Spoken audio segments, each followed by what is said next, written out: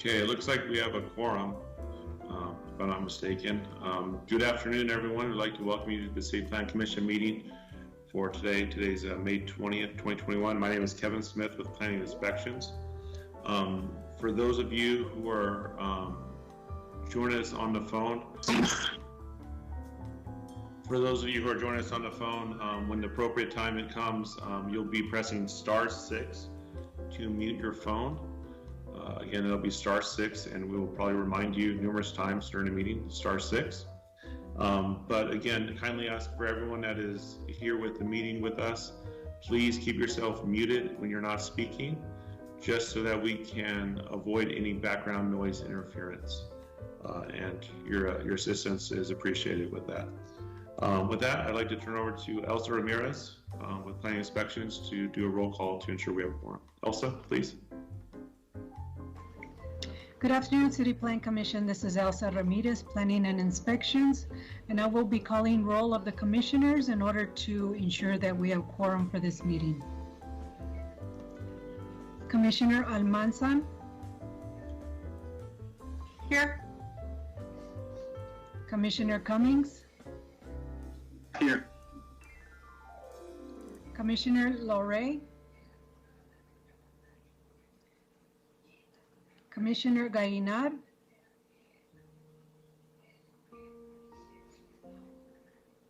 Commissioner Kerry Whalen.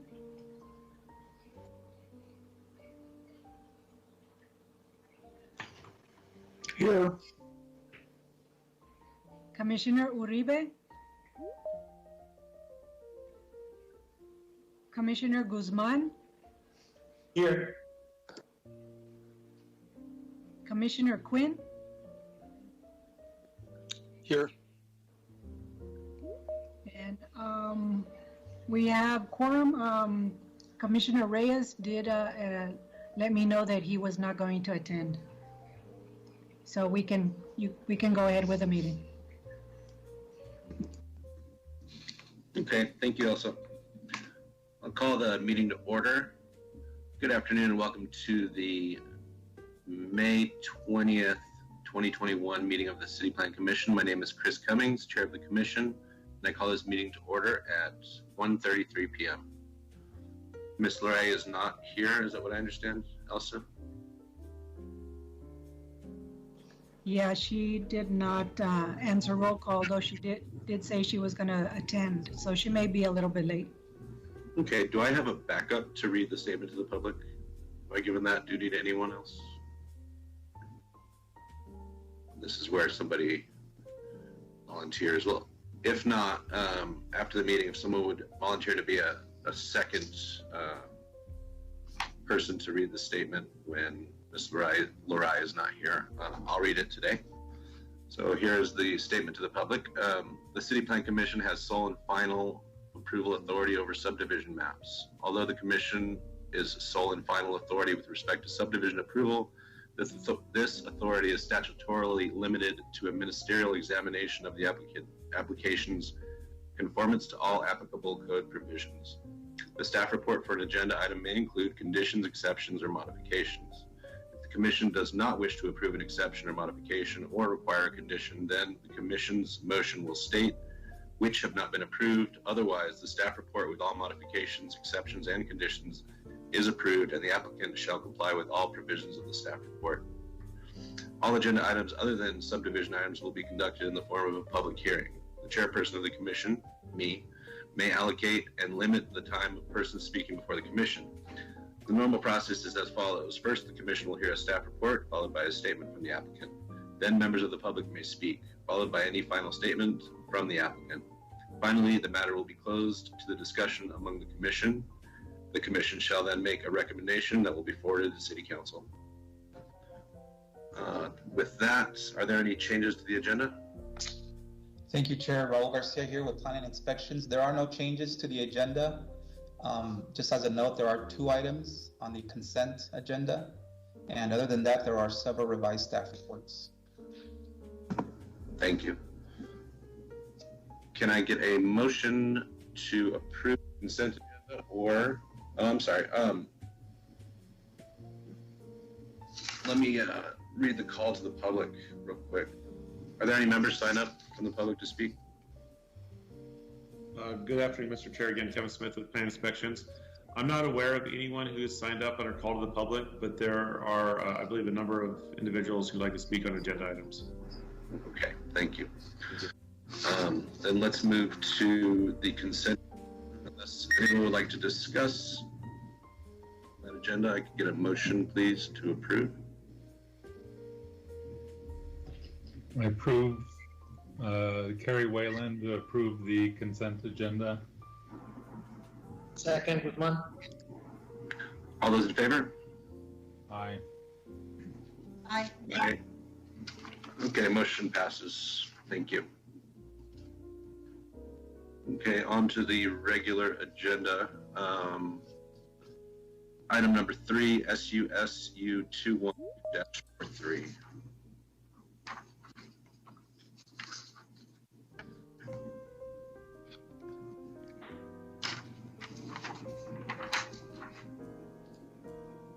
Okay, can everyone see the presentation? Yes, we can see that, Emily. 1 second. I think I did the wrong.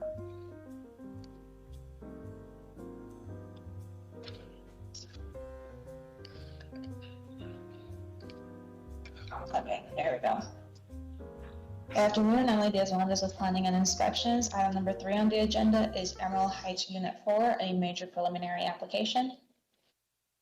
The proposed subdivision is located south of Emerald Pass Avenue and west of Peyton Drive, and is located in the city's extraterritorial jurisdiction. The applicant is proposing to subdivide 32.18 acres into 176 single-family residential lots and one 1.87 acre park.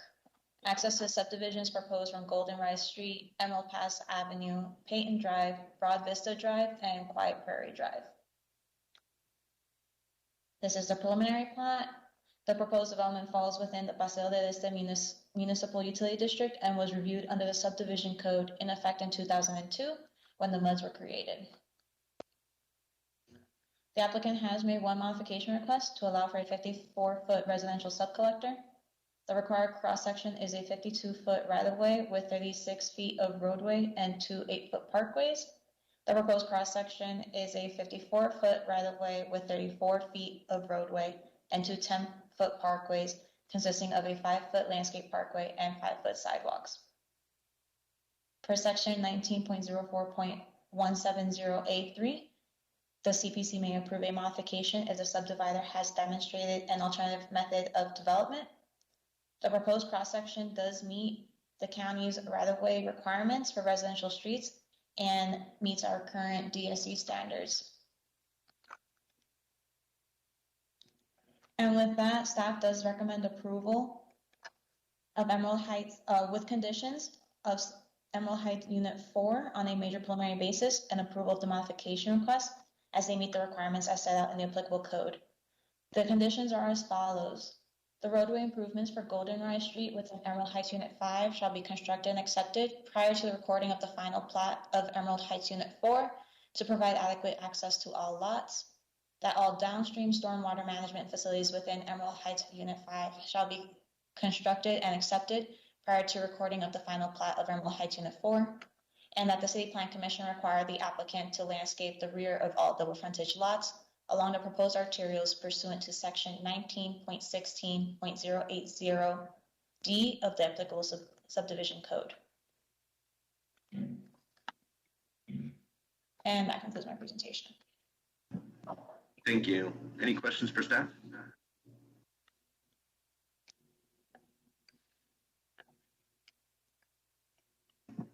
If not, can we hear from the applicant, please? Star 6 to unmute yourself.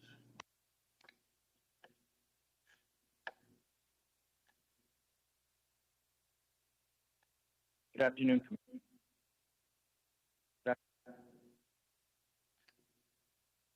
Good afternoon, Commissioner Jorge Escarate with CA Group for the record, and we concur with all staff comments. Thank you. Any questions for the applicant?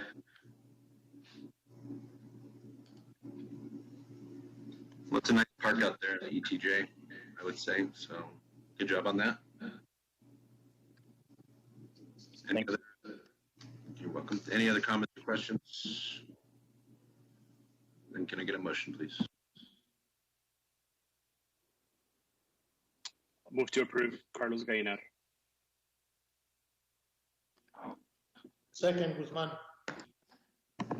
All those in favor? Aye. Aye. Aye. Any opposed? Aye. Motion passes. Thank you. Thank you. Thank you. Mr. Chair, if I might, was that a nay? No, I was just asking if there were any opposed. Okay, so it was an aye. I mean, It unless, was an aye. I was the last one. It Okay. took me a second to get. okay, Okay, that works. Thank you. thank you. On to item number 4, SUSU 21-36.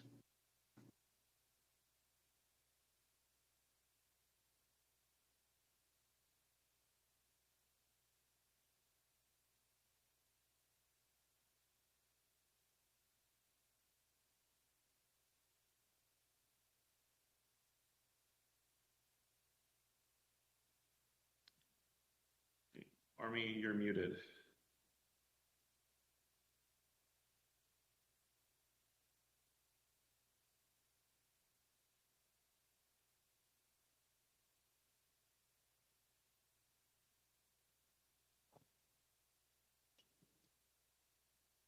Okay, can you hear me now? Yes, we can hear you now.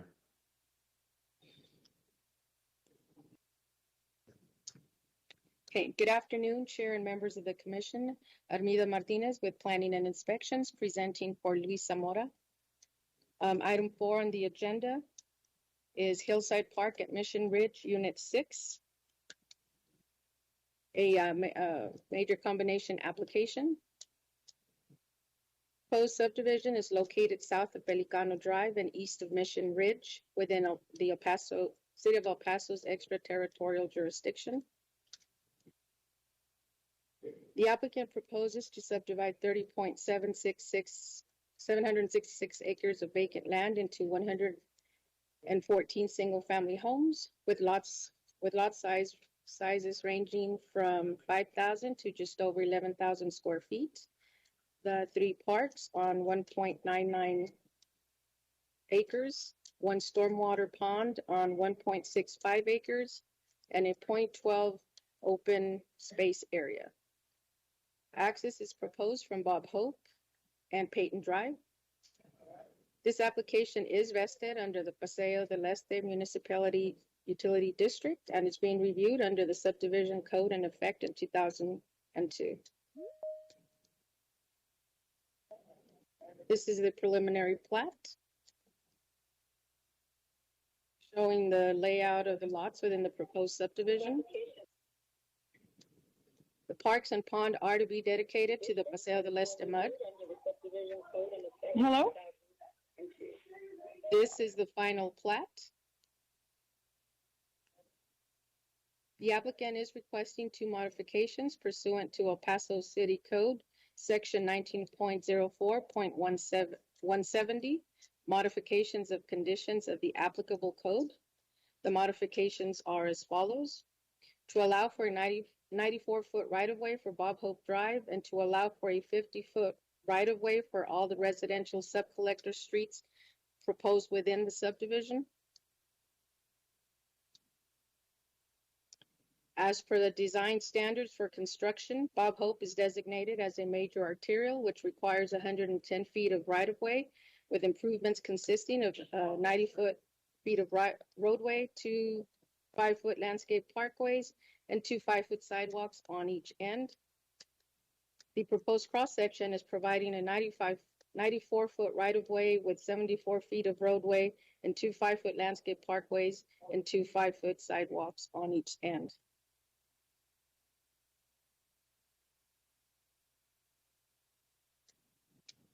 The required right-of-way for all the residential sub-collector streets as per the design standards for construction is a 52-foot right-of-way consisting of 36 feet of roadway and 2 4-foot landscape parkways and 2 4-foot sidewalks on each end.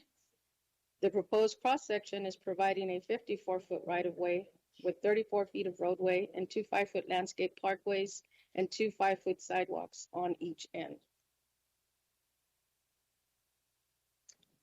Staff has evaluated the modification request and concluded that it merits approval. The proposed major arterial cross-section for Bob Hope is a continuation of a previously approved thoroughfare, and the proposed residential subcollector cross-sections not only meet but exceed the City of El Paso's current approved design standards for construction. Furthermore, both proposed cross-sections meet the requirements of the El Paso City Code Section 19.04.170.A3 of the applicable code. The applicant has demonstrated that an alternative method of development will improve the aesthetic value of the subdivision by being consistent with the existing street designs in the area. With that, staff recommends approval of Hillside Park at Mission Ridge Unit 6 on a major combination basis and approval of the modification requests subject to the following condition: that the City Plan Commission require the applicant landscape the rear of all double frontage lots pursuant to section 19.16.080.d of the former subdivision code. And that concludes my presentation. Thank you. Any questions for staff?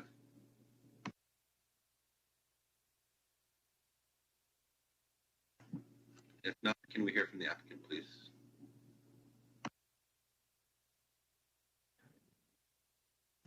Start to unmute yourself.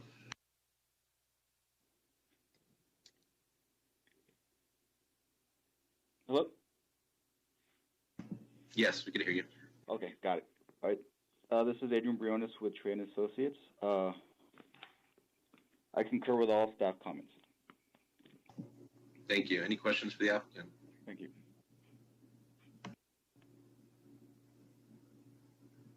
If not, can I get a motion, please? Commissioner Lori, motion to approve. Second by Carlos Gallinat. And Davida, you did a great job with the presentation. Thank you so much. Thank you, sir. All those in favor? Aye. Aye. Any opposed? Motion passes. I agree, Armino, Carlos. Thank you. Great job. It was excellent. Thank you. Thank you. Item number 5, SUSU 21-38.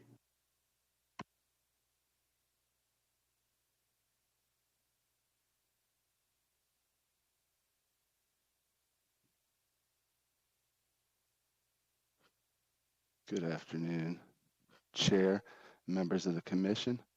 John Scott with Planning and Inspections.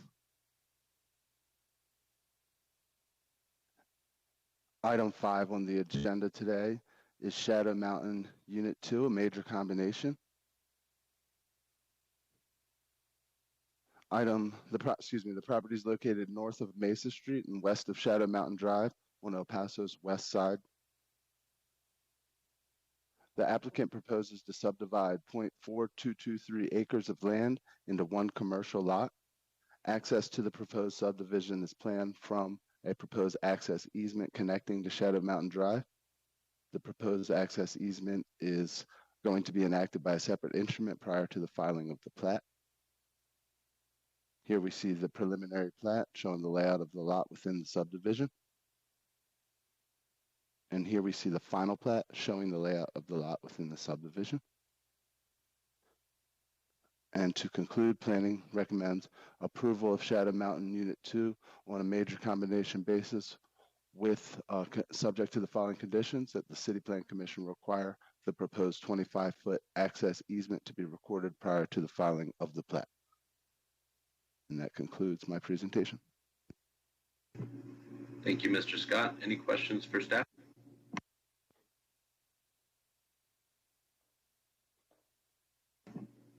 And here, applicant, please. Star 6 to unmute yourself.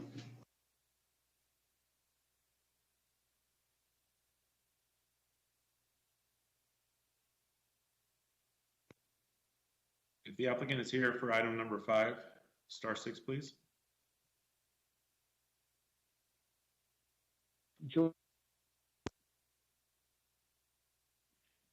Good afternoon. George Halou with SLI Engineering. We agree with all staff comment. Thank you. Any questions for the applicant? If Juan was here, he would ask you what you're going to do there, but I'm not going to do that today.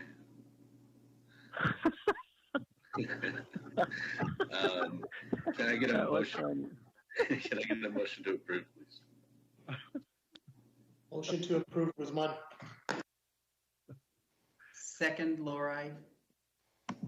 All those in favor? Aye. Aye. Aye. Any opposed? Motion passes. Thank you. Thank you very much. Item number 6, SURW 21-5. This is a public hearing.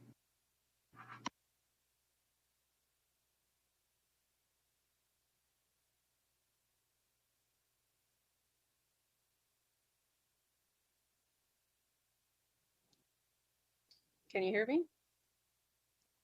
Yes. Yes. Okay. So good afternoon, Chair and members of the Commission. Again, Armida Martinez. Item 6 on the agenda is Constitution and Burt Williams right-of-way dedication.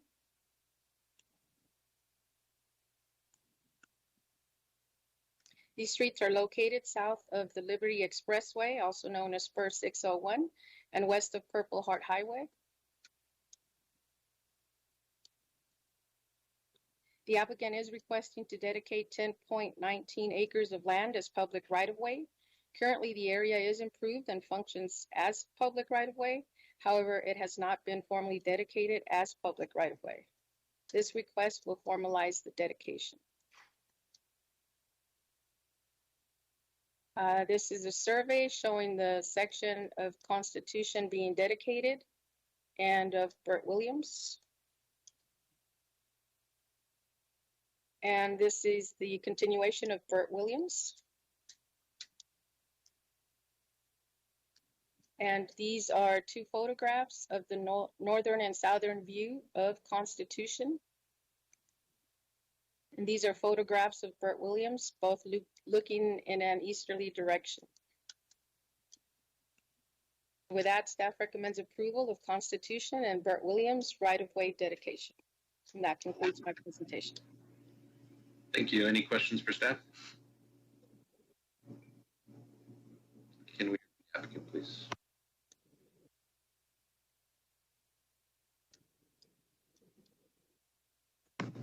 Star 6 to unmute yourself.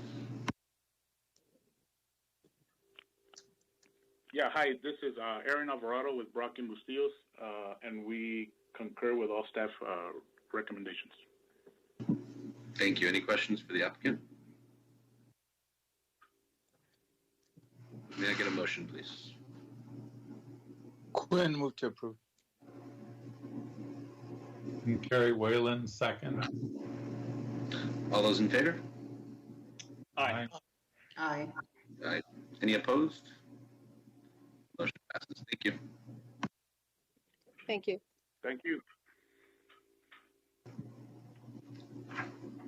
Item number 7, also a public PZRZ21-4. And Mr. Chair, if I might, I believe there are a couple of members of the public here to speak on this item. Thank you.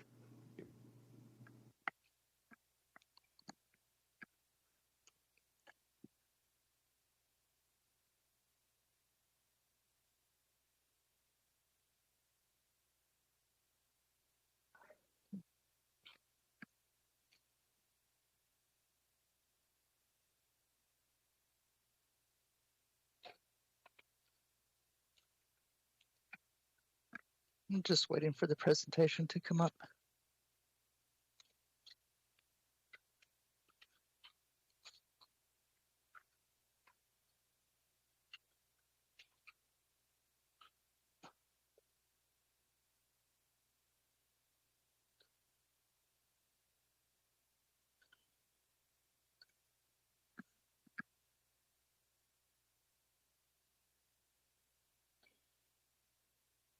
Okay, there it is. Good afternoon, Commissioners. Andrew Salom with Planning Inspections. There is a revised staff report for this presentation. It is, again, item number 7 on the agenda. It's a rezoning application for subject property located south of Artcraft and east of Westside Drive. The subject property is 22.05 acres in size and is currently a vacant lot. The applicant is requesting to rezone the subject property from Ranch Farm and Planned Industrial 1 with conditions to general mixed use with conditions and also approval of a master zoning plan for a mixed commercial and residential use development. The master zoning plan does show 4 one-story retail office buildings, in addition to 3 4-story buildings proposed for office, retail, and apartment use for a combined total of 150 dwelling units. The master zoning plan also does show 48 single-family dwelling lots of approximately 5,000 square feet each. The residential development portion is proposed to be similar to the adjacent planned residential 1 development to the south. The proposed maximum commercial building height is 65 feet, with a proposed residential building height of 35 feet. Additionally, the master zoning plan proposes a 2.77 acres of park and open space. The proposed development does meet all applicable code provisions to include the supplemental regulations of El Paso City Code of 2010-360 as required for mixed-use development. As required, the applicant has provided the master zoning plan depicting the proposed development and the master zoning plan report describing the permitted uses, character, and setbacks of the proposed development. And that is attachment 5 on the report. The development also requires a maximum of 678 parking spaces. 865 shared parking spaces are shown on the master zoning plan to serve the mixed-use development area as permitted by El Paso Code Section 2010-360 G5. In addition to the landscape requirements of El Paso City Code 18.46, there will be 1 tree for every 5 spaces in excess of the maximum parking requirement shall be required. All vehicular traffic will access to the development via Westside Drive. Vehicular access from Artcraft Road to the developed area will be prohibited. This is the area of the imposed. This is subject to property. This is surrounding views. To the north is currently R2A, single family dwellings, and the Artcraft corridor. To the south is currently zone PR1 is vacant. East R3A, single family dwellings, and to the west is Ranch Farm. Public notification was mailed out to property owners within 300 feet on May 7th of 2021. Planning Division received 5 letters via email in opposition to the rezoning request. However, 4 of those were from outside of the 300 feet notification, and the other one did not have a physical address to verify its location. Staff does recommend approval of the rezoning request. The recommendation is based on the compatibility of the proposed zoning district with its surrounding residential and light commercial districts in the immediate area. Also, based on the consistency of the requests with Plan El Paso, the city's adopted comprehensive plan. And that concludes my presentation. Thank you, Andrew. Any questions for staff? Mr. Chair, I have a couple, if I may. Yes, please. So, Andrew, thank you also for your presentation. A couple of questions, Andrew. Can you tell me what the total number of single-family homes are to be developed, and then the total number of multifamily units as well? You may have mentioned it, and I'm just trying to get it reiterated. 48 single-family. Let me bring that up. There's the area in red, the red light outline. That's a rezoning request. That will have the 48 single-family dwellings. Okay. And then the apartments will be 150 units. 150 apartments. Okay, and then that's the orange buildings, the orange colored. Yes, sir. And then just another question. So the subdivision or the PR1 to the south will come in as phase 2? Correct. Okay. To the south, outside the red light powder. Yes. To the south. Okay. And the site plan that you're showing is what is currently entitled for that land south of the lateral? Or is there still a site plan that needs to be developed for that land? That's part of the condition.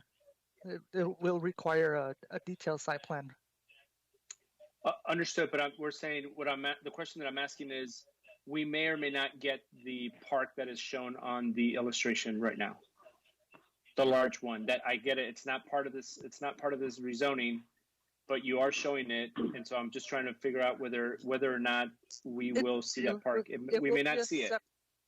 And Gayante, for the record, that will come to CPC. A few weeks ago, the subdivision for the entire 120 acres, both phases, was presented to the City Plan Commission, and the lot configuration and parks and open space configuration shown thereon matches what is shown here. So what you're seeing in terms of parkland, this is on the adopted subdivision. Got it. Thank you, Ann. Really appreciate it. You're very welcome.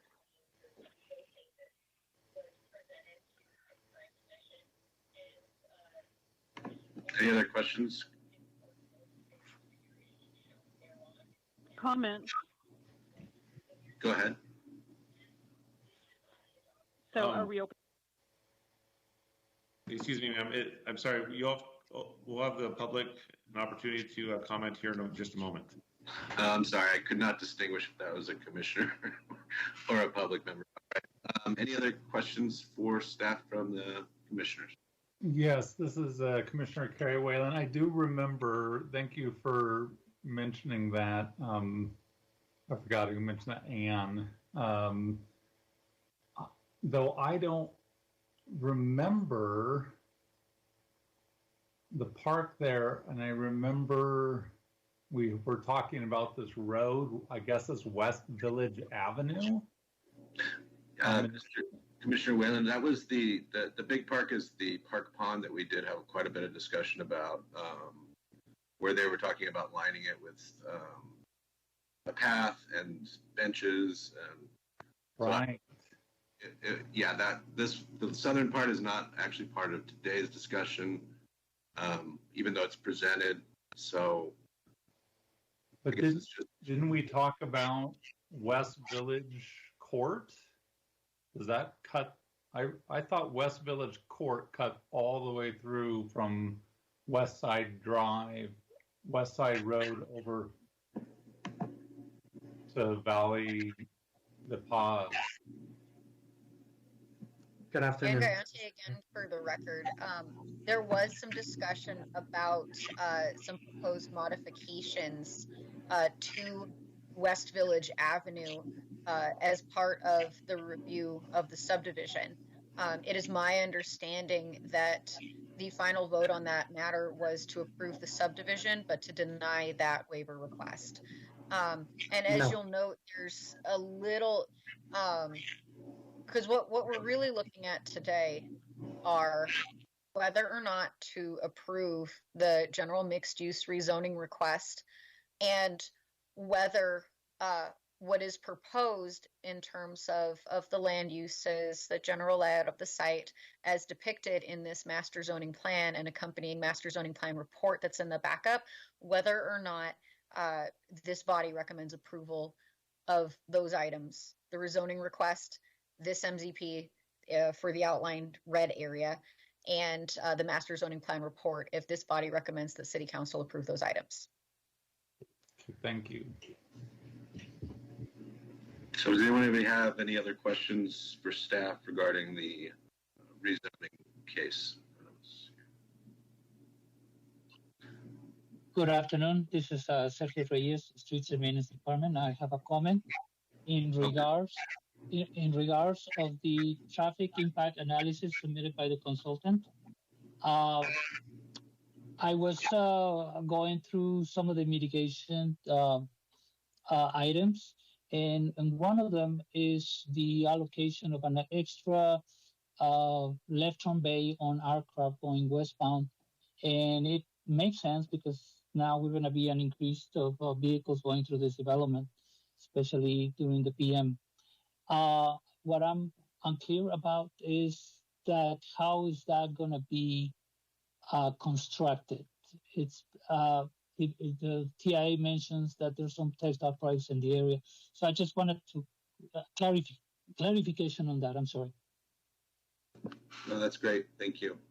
We can absolutely defer to the applicant and see if they are able to share their thoughts with us in this setting. It should be noted that typically we only require, and indeed we only request for the applicant to show on the MZP itself those items that are within private property, because that's what we're going to be looking at and for any future development on the site. But we can ask the applicant how they plan to address that concern. Thank you, Ann. Okay, any other questions for staff? With that, can we hear from the applicant, please? Star 6 to unmute yourself. This is Jeffrey Wright. Good afternoon, everybody. I'm with Wright and Dalvin Architects. We agree with all staff comments. Thank you, Jeffrey. Any questions for the applicant?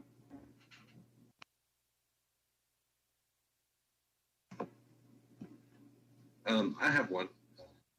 The provided parking that you all are planning there, so that how many units, how many parking spaces for the 150 units are required?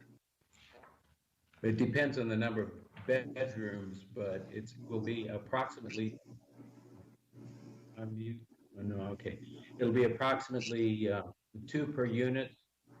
The total number of units hasn't been arrived at yet, but it'll be probably between 140 and 150 units.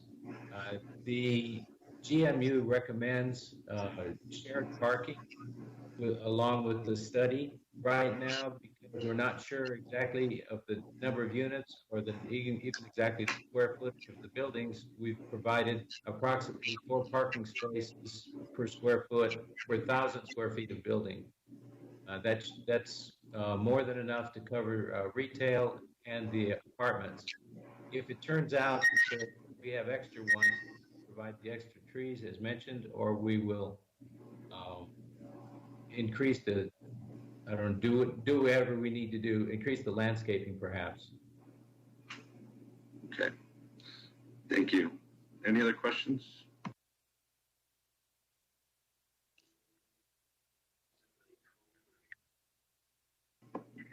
No other questions for the applicant. This is a public hearing. And signed up is Mr. Adrian Gonzalez. If you're there, please star 6 to unmute yourself. And members of the public will have 3 minutes. So 3 minutes. So Adrian Gonzalez, star 6, please.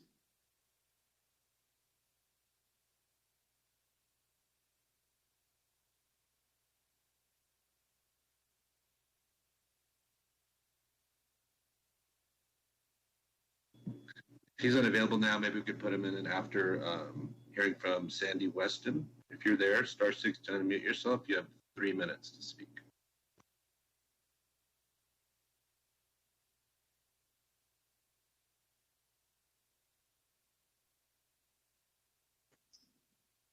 Again, Sandy Weston. Good afternoon. Can you all hear me? Yes. Okay, great. Thanks for the 3 minutes. Hope I haven't used too many seconds of that time. I'm calling, and I don't know who else is up for public comment on this, but I know there are many of us living in the area who are opposed to not only the mixed use zoning, but at this time we're opposed to any additional building in the area. As mentioned, when they're talking about the details of the master plan, there's a mention of the only in and out is Westside Drive. Westside Drive is a small rural highway. It's a two-way street. Right now, they are undergoing some construction in the area, and there's a lot of sand trucks and fill trucks going back and forth. So the road is deteriorating rapidly, but I think its first consideration, first and foremost, should be the traffic and road conditions. I would like to ask if y'all can postpone approval of this rezoning project. A gentleman earlier mentioned some additional left turn lane on Artcraft. That's on the other side of the road. So that's at Artcraft and North Desert, which is also a very hazardous traffic area.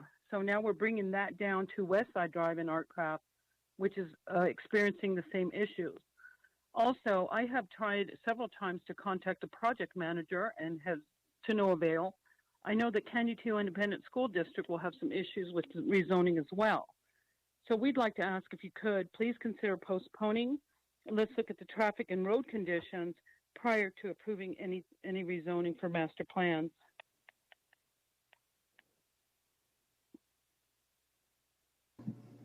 Okay, thank you, Ms. Weston. Thank you all. So I'll hang up. Bye-bye. Thank you. Can you hear me? This is Adrian. Commissioner Cummings, I had another lady sign up. Her name is Davida Garcia. Okay. Ms. Garcia, if you're there, please star 6 to unmute yourself. You have 3 minutes to speak.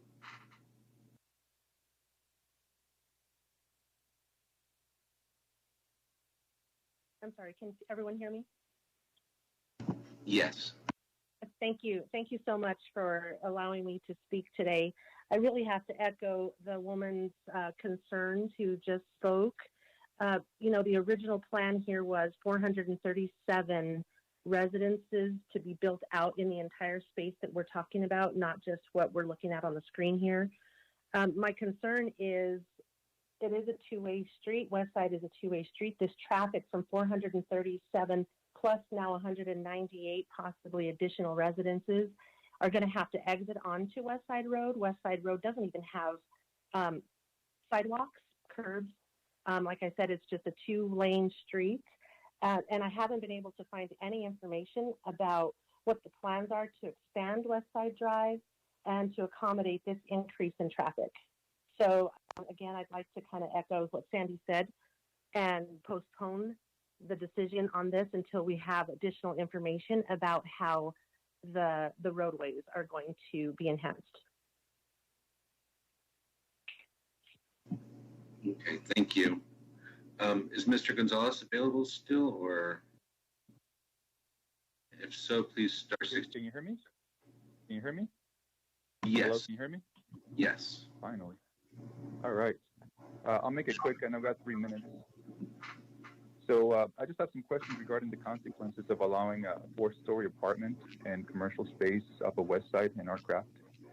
I've been in meetings with the Board Industrial Association, or BIA, NMDOT, and TxDOT, where the Artcraft traffic study, or SH-178 corridor study, has been discussed, and all parties agree that presently Artcraft is over capacity.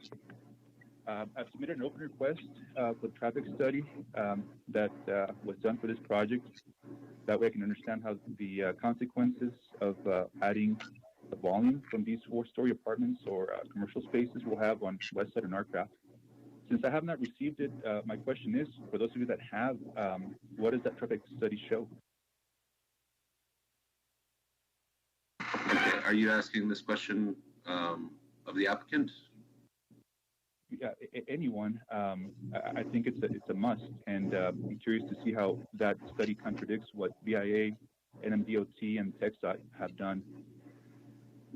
Okay, if that's your question, we can have some time for the applicant to address that, unless you have other concerns or questions. Yeah, I do have a follow-up question. It does have to do with property value, and I'd like to know if an impact study was performed to quantify what that will do to my property value once these apartments are built. So that's question number 2, and that's all I got. Okay, thank you. Thank you. Mr. Wright, are you to answer this question about the...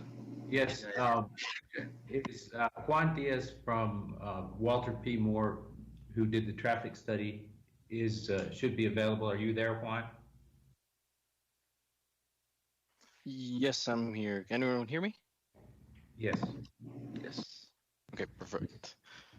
Yes, sir. So we actually analyzed, as you know, the Aircraft Corridor, West Side, and Upper Valley for this particular project, and part of the study was to basically analyze the performance at the along Aircraft and for the signalized intersections. And you know, as existing conditions go, it is.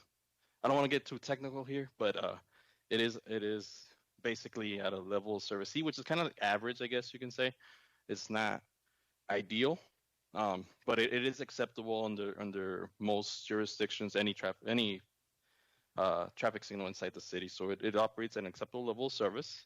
However, you know, with the property and future development and future traffic growth, we are expecting it to grow into a little bit more of a hectic conditions. However, we did on the TIA provide some mitigation efforts to, including that left turn bay and timing modifications to the signals to improve it back over to the level of service C, which is the acceptable level of service within the city.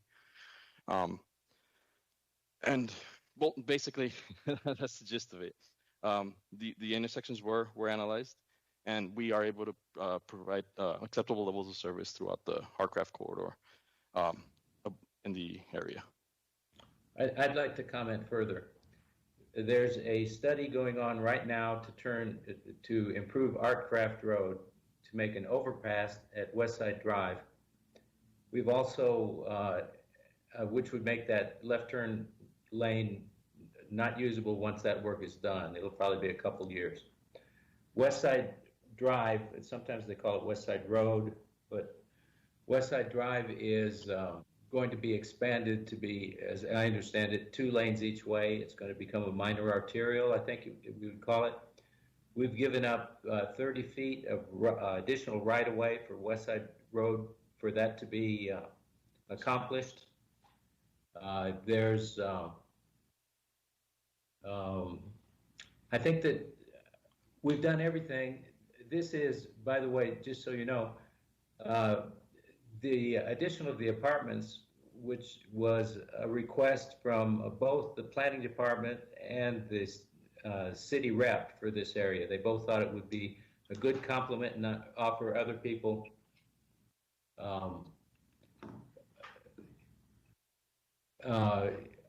somebody changed my channels here. I gotta catch up to where I was.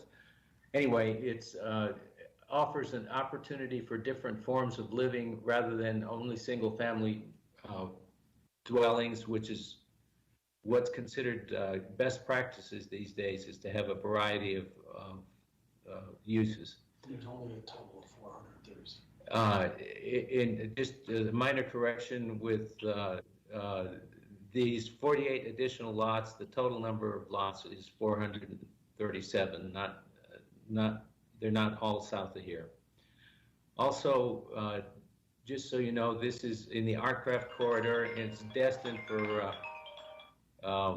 It's intended by the land plan, which the official policy of the city of El Paso to be of commercial use, and it's the only place in the along the Artcraft Corridor, which is 700 feet each side of the Artcraft Road, that's the only place that commercial is development allowed in the Upper Valley plan. So this is intended for that type of use. So this development will be at the corner of two arterials when their streets are upgraded. Just as an aside, we have a letter of support from the Canutillo Independent School District, for which all board members signed off on it. It's in the package. It's in the. If I can answer any other questions, I'd be happy to. I just have a comment on the TxDOT study that you mentioned. You are correct, but it's in the 50-year plan, and I don't think your intentions are to build this in 50 years. Yeah. No. I'm sorry, who is speaking? This is Adrian Gonzalez in regards to the HMTD traffic study or SH-178 corridor study done for TxDOT, which is in the 50-year plan.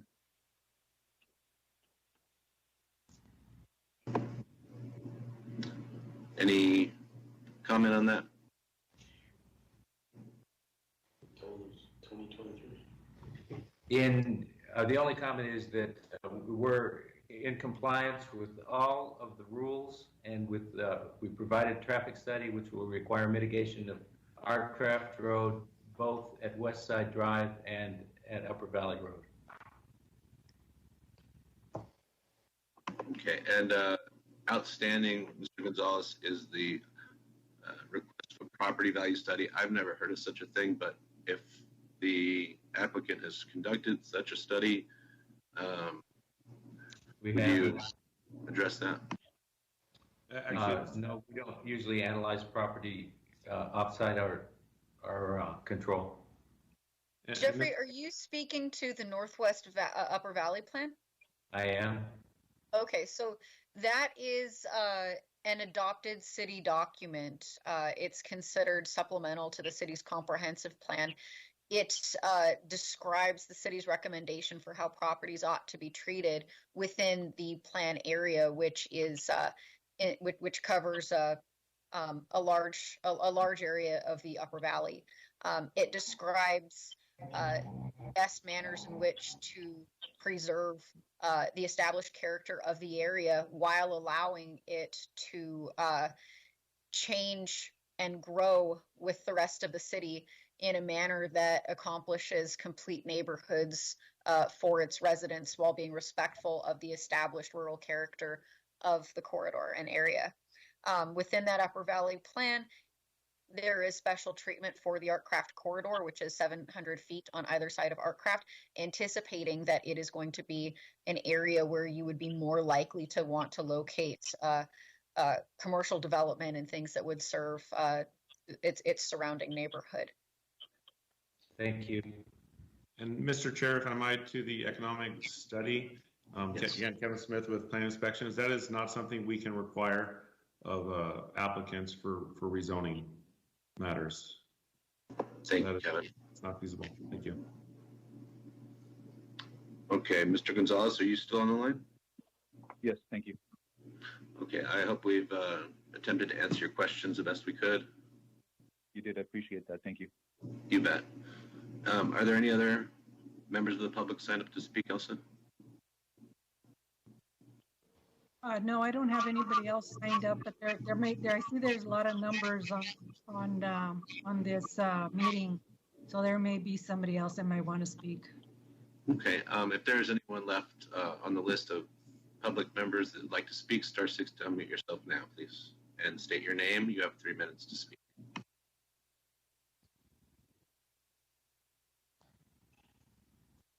I'm sorry, I wasn't aware that we were able to ask questions and get responses. I thought we only had time to make a comment.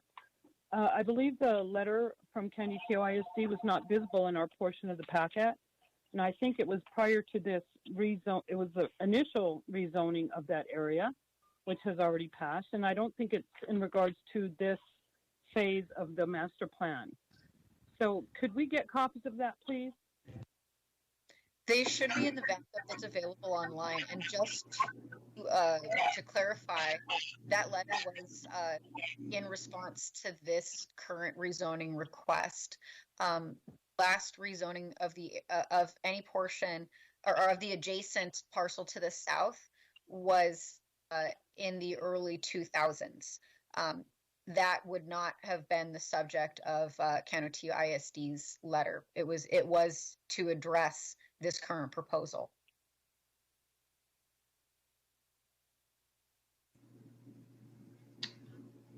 Okay. Can we move on to discussion among commissioners, please? And any concerns among the commission? Mr. Chair, I'm happy to chime in. A couple of things from my point of view. You know, as much as we would like to sympathize with residents of this area that maybe have bought their homes 15, 20, 10 years ago and had an expectation that land in this area would remain agricultural, we know that that's just not the case with this particular piece of land. It's a rezoning from PR1, I believe, to GMU. So even if there was no rezoning on the table, the property owner or the developer is already entitled to certain developments within this land. There's a small sliver of it that's RF, recognizing that, but they're asking it to be rezoned to GMU. But out of the large parcel of land that includes the land south of this parcel of land, it's already zoned, folks. I mean, you're going to have development no matter what. So that's number one. Number two, in my estimation, I think that if there is going to be development, so recognizing that no matter what we do today or any sort of considerations that we may have for the residents, recognizing that tomorrow there's going to be development of some sort. Number two, if there is going to be development, I think it is, as the applicant mentioned, good planning principles to have what is presented in front of us, right? You want a mix of uses, you want a mix of housing types. I read the emails from the folks saying that they don't want apartments. I'm not sympathetic to that concern. We've all rented in our lives. We've all been apartment dwellers in our lives. Let's not stigmatize apartment dwellers saying that they bring crime or that they're going to lower property values. But even if this wasn't affordable housing, the apartments, I'd imagine, are for market rate for people that are able to afford a market rate, which is $900, $1,000, $1,200. So listen, again, I think that what the developer is offering, it includes parkland. It goes above and beyond the kind of design that we would get in a traditional PR1 or a traditional R1 or R2. And I want to listen to some of my other colleagues, but I would be inclined to move to approve. I think it's a good plan. I think it's the right way to go. There is going to be mitigation factors for the traffic, which the applicant will have to do. And so for those reasons, I'd like to make the motion to approve. But if we want to wait, Mr. Chair, to hear from other folks, that would be okay. Yeah, let's leave it for further discussion. Excuse me to the public, you have not been recognized by the chair, and it's close to the commission. Mr. Chair, we'll defer to you. Thank you. This is Commissioner Kerry Whalen. I do think there's some legitimate, well, first of all, Commissioner Guy, I agree with what you're saying, very well spoken.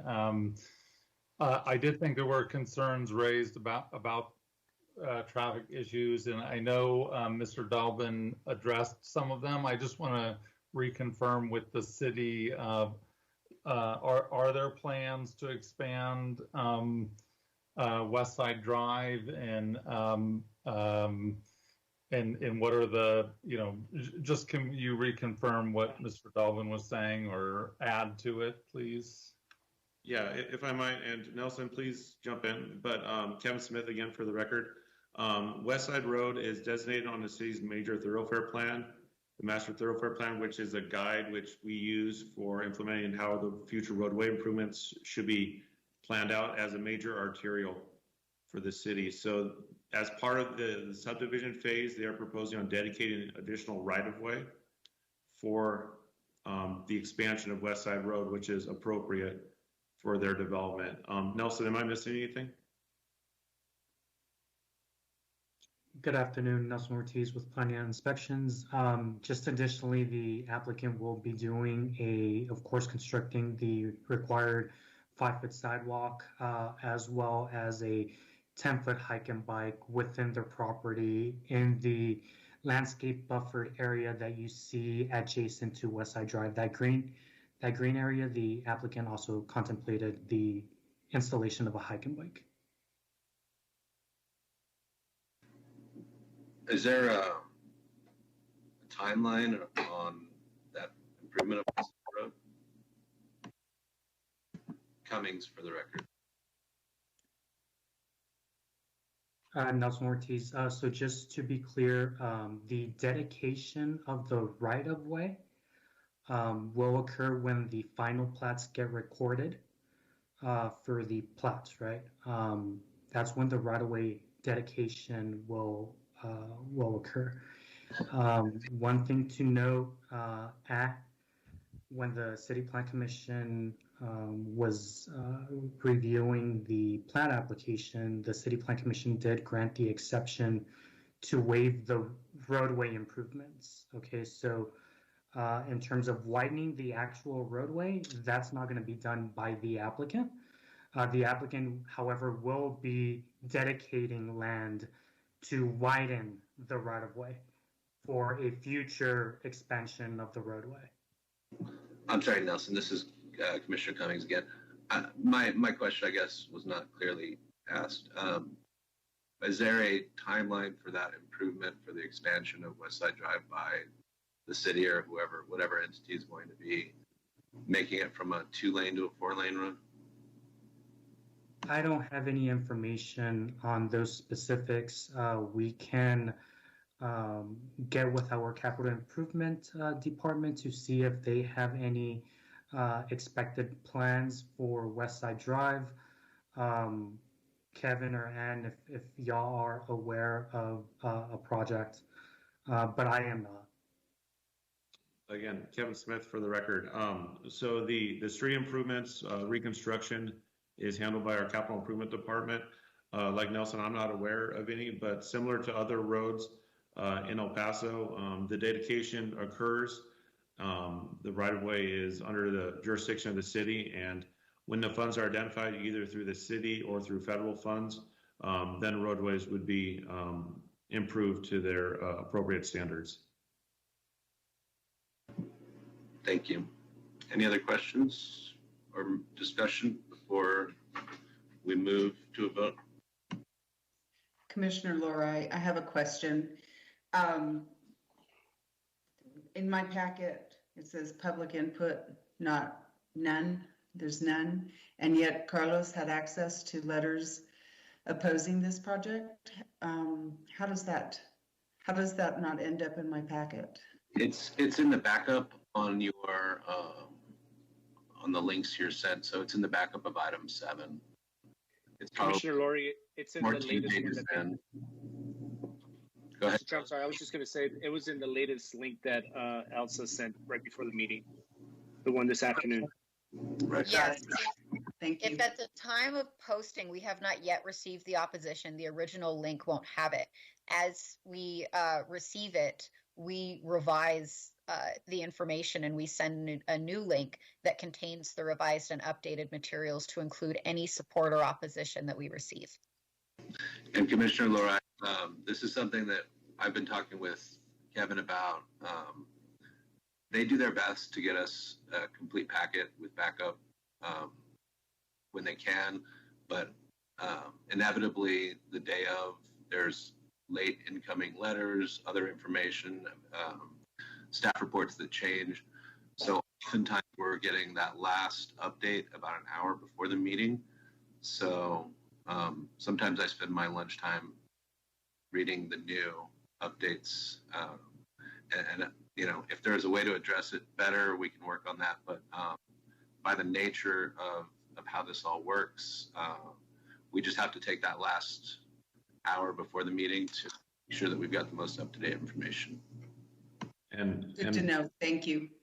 And to your point, on this item, there were some public comment included in the last one. So again, we want to make sure we provide good information. Again, it's a matter of timing. We don't want to cut anyone off, but at the same time too, we want to be respectful as we can to your all's time as well. So that's something like the chair said we're working on. Thank you. Any other discussion? No, Mr. Chair, I just wanted to, Commissioner Kerry Whalen's point, I think is well taken about the traffic impact study. Commissioner Kerry Whalen, the only thing that I would add is that, you know, when you have this type of development, unlike traditional suburban development where you have to drive 100% of the time, right? So imagine living in this subdivision. You don't have to get in your car to get a cup of coffee. You don't have to get in your car to go to the convenience store. You don't have to get in your car to go to the park. So, and to some degree, you're mitigating, not completely, all right, let's be honest about it, but you're mitigating some of the traffic concerns. And yes, if we're also being honest, you may have some vehicular traffic coming from surrounding communities to the retail, but to some degree, you would have had that anyways, right? So now you're adding an element in which people have the ability to walk if they wanted to, or have the ability to work and live and shop within the same community. I would liken it to some degree, although in a different scale, to Montecillo, right? You've seen Montecillo up on Mesa. It has a bar, it has a movie theater, it has apartments, high-scale apartments, it has high-scale housing. I imagine that from what I'm seeing in front of me, that's to some degree what we could expect with this development.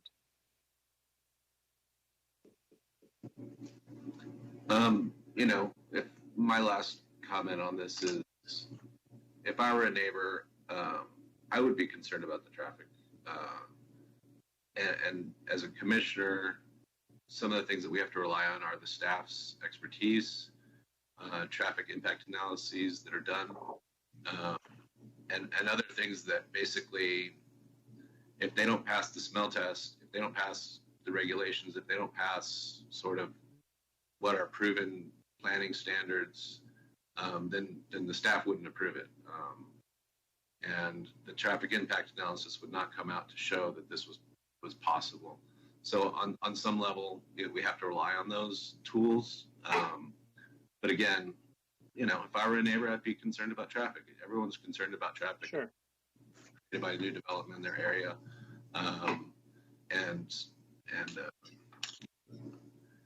let's trust these staff members, these studies, and vote our conscience on this. I think, you know. So if I'll entertain a motion. I'll move to approve for the reasons that I stated. And again, I think the staff has done a great job. I think Wright and Dalbin, you know, one of the best architectural firms here in the region. It's a great site plan. And for those reasons, I move to approve. Second, Guzman. All those in favor? Aye. Aye. Aye. Aye. Any opposed? The motion passes. Thank you. Item number 8, also a public hearing, PZD S21-10. Sure. All right. Can everyone see my screen? Yes. All right. Good afternoon, Chair and members of the Commission. Karina Brazgala presenting on behalf of Luis Zamora. Item 8 on the agenda is case PZDS 2110, a detailed site development plan for 9016 Bethel Drive. The subject property is located north of North Loop Drive and east of Zaragoza Road within District 6. It is currently zoned C1 commercial. Ordinance number 4503, dated November 5th, 1970, imposed a condition requiring that a detailed site development plan be approved by this body prior to building permits being issued. The applicant is proposing to develop a new 5,610 square foot apartment building consisting of 8 two-bedroom units. The proposed development requires 16 parking spaces and 3 bicycle spaces, and those are being provided. Additionally, the property includes an existing 5,937 square foot grocery store, a 1,200 square foot storage building, and a 1,669 square foot canopy. The existing uses require a maximum of 45 parking spaces, 3 bicycle spaces, and 1 heavy truck space. They are providing all of that already, and then 4 bicycle spaces instead of 3. So they've got more than enough parking. And it is a 2-story building, the elevations with a maximum building height of 26 feet 3 inches. Here is the proposed site plan superimposed on the aerial. The main access to the proposed development is from Bethel Drive. Here is the subject property. There's that existing grocery store, and then the development will be on the right-hand side. There is the surrounding property. Zoning is also C1, some apartment mobile home park and apartment zoning, and then several apartment buildings existing in the area, and a vacant parcel to the south. There was no public notice on this one. It's not required, and staff recommends approval of the request as the proposed uses are consistent with the surrounding development and meet the requirements of El Paso City Code Section 20.04150 for detailed site development plans. This development does comply with the G3 post-war land use designation of Plan El Paso. With that, I'll take any questions. Thank you, Ms. Brasgala. Any questions for staff?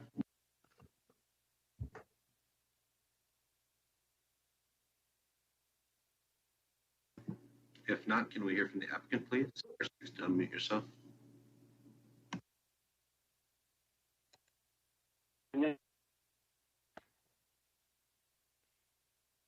Daniel Mendoza with Advanced Architect, and we agree with all staff recommendations. Thank you. Any questions for the applicant?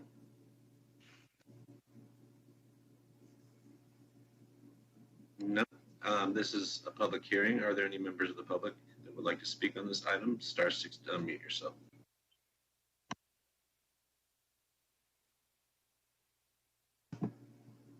If there are no members of the public, can I entertain a motion, please?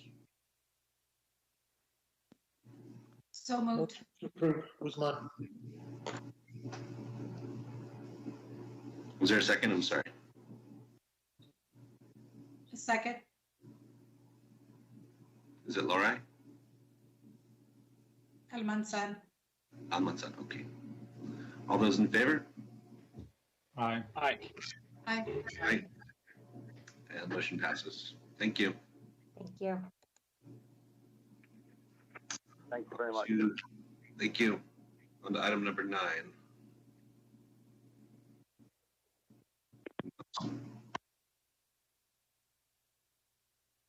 Good afternoon, Nelson Ortiz with Planning and Inspections. You all should be able to see my screen, correct?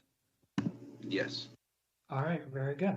So item number 9 is a request by the HR MUD to serve and include certain property located in El Paso's ETJ. This is the subject property. It is 159.909 acres in size. The owners of the subject property, Ravina, together with Horizon Regional Municipal Utility District, have requested written consent from the city to include the subject property within the Horizon Regional Municipal Utility District's boundary in order to begin providing utility services to the property. This is the aerial of the subject property.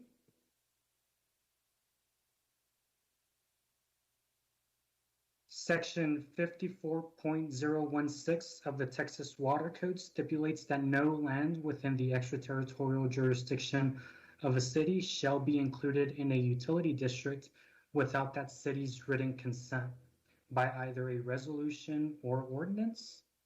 And Section 42.042 of the Texas Local Government Code has the same stipulations. This is a map showing the location of the subject property as it relates to the City of El Paso limits, the path at annexation, as well as Horizon City limits.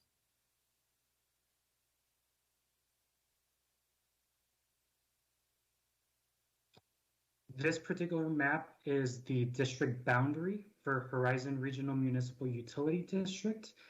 As the commission can see, the majority of the land surrounding the subject property, which is depicted by that red star there, is already serviced by this mud. The El Paso Water Utility has acknowledged that they are unable to provide water and sewer service to the property and have provided no objection to the extension of such services to the property by the Horizon Regional Municipal Utility District. El Paso Water has also already decertified this land back in 2019.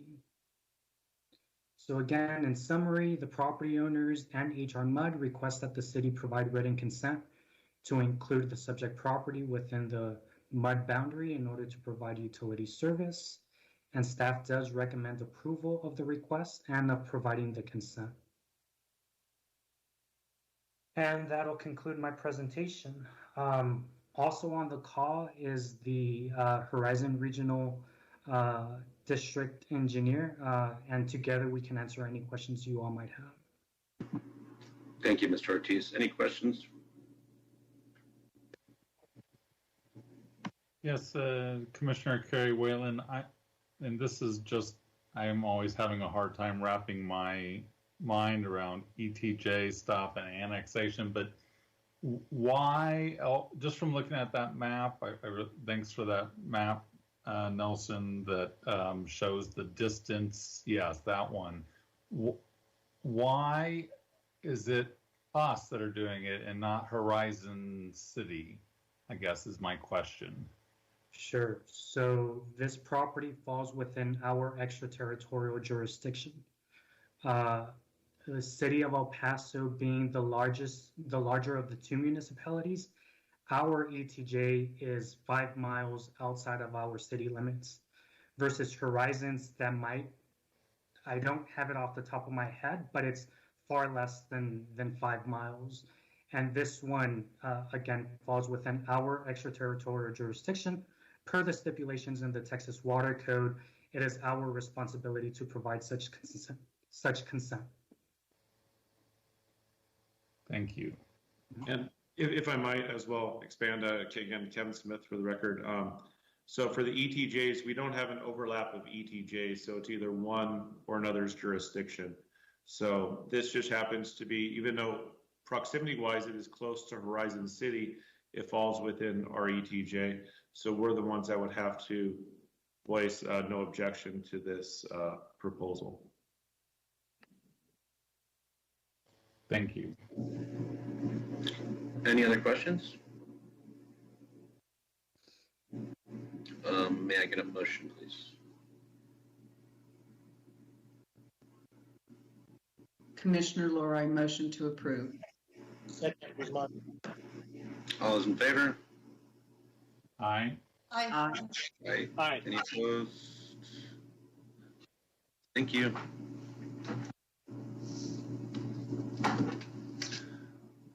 I think that's it, folks. If I can get a motion to adjourn. Commissioner Cummings, we did not approve the minutes from last. Yes, we did. In a consent agenda, we approved. Yeah, right. Okay. All right. Good try. Good try, Danny. You want to keep this meeting going. I get it. I'll make a motion to adjourn, Kerry Whalen. All right. Thank you. Second, or get a second. Second. All those in favor? Aye. Aye. Aye. Have a great day, everyone. Take care, everyone. Good seeing you. All right. Take care. Take care. Bye.